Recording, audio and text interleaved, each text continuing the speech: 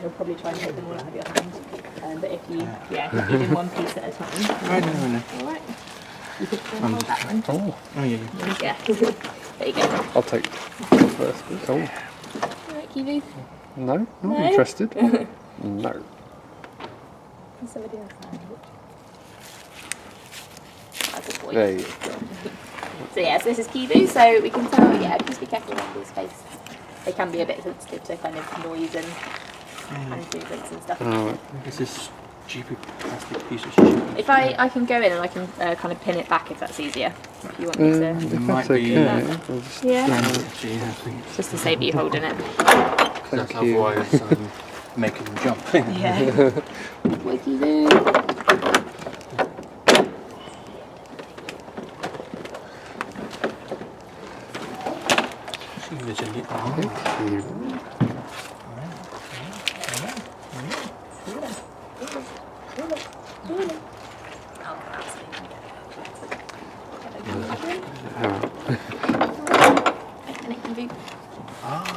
Did that. Cool. There we go.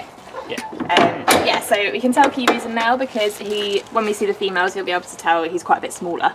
So okapi are one of the only large kind of African mammals where the males are considerably smaller than the females.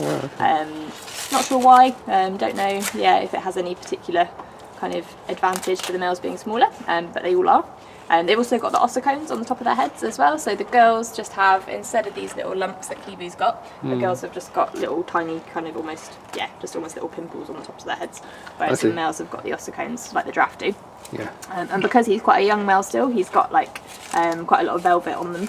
As he gets older, he'll rub that off, and you can kind of see if he turns his head round or kind of on the top, he's started to rub it off already, and he will just be left with kind of little horns on the top of his head. Right. Yes, all right, I can have that bit. You're interested now, aren't you? They're very food orientated, so as soon as we finish feeding him, he'll be doing something else. Yep. So same as with the giraffe, they've got their nice long tongues, so yeah, kind of exactly the same anatomically, apart from obviously they're a lot smaller. Their coat pattern is quite interesting as well, so they're really well camouflaged to living in a kind of a densely forested area. The stripes on their legs we think are to try and avoid predators, so their main predator out in the wild is leopards. So if you think of where a leopard's eye line is, it comes up to about the top of their legs. So if they've got stripy legs, then it makes it a bit more difficult for a leopard to kind of see the outline of their leg.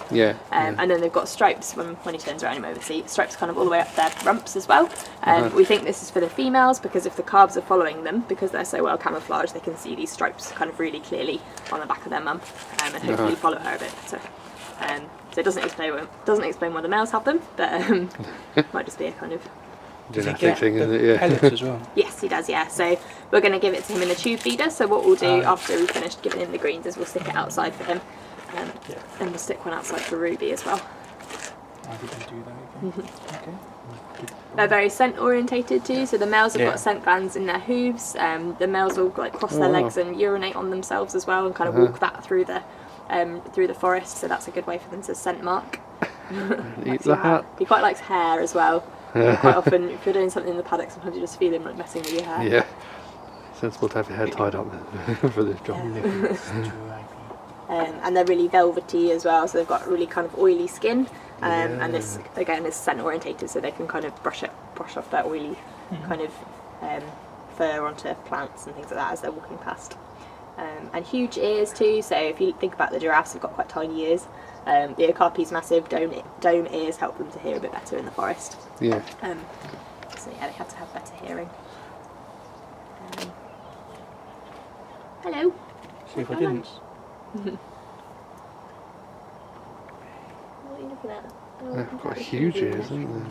So we've just started mixing him with Kabibi, which is the female just through there. We'll go and see her in a minute. So hopefully we'll have some calves in about 2 years' time, because they've got quite a long gestation. Wow. Is he up the duff then? Not yet, no, no, we've not seen any mating. So we've only just started mixing them. What's their pregnancy? Yeah. 15 months. 15 months. So it yeah, takes so them a while once to we've got breed, once we've got a couple of confirmed matings, we can try and estimate a date based on that, and then we'll be mixing him with the other female as well. But we can use kind of hormone assessments too, so we can collect fecal samples